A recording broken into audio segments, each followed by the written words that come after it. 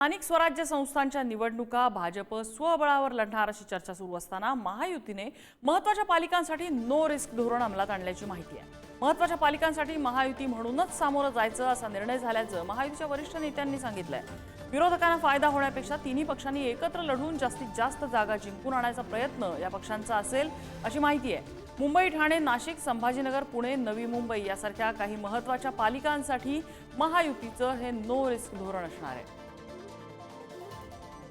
अजित पवार हे उद्धव ठाकरे यांच्या कॅबिनेटमध्ये उपमुख्यमंत्री असताना सगळ्यात उत्तम संवाद त्यांचा उद्धव ठाकरे साहेबांशी होता, असं ते उद्धव साहेबांचं म्हणणं आहे। या संवादामध्ये मिठाचा खडा का पडतोय त्यांच्या सरकारमध्ये याचा अर्थ सगळं आलबेल नाही।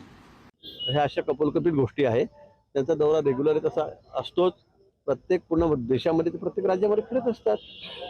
हा निर्णय इथला असेल, पण आम्ही सांगितलेलं आहे, देवेंद्रजी सांगितलेलं आहे, बावनकुळे साहेबांनी सांगितलं की आम्ही या ठिकाणी महायुतीतच लढणार आहोत।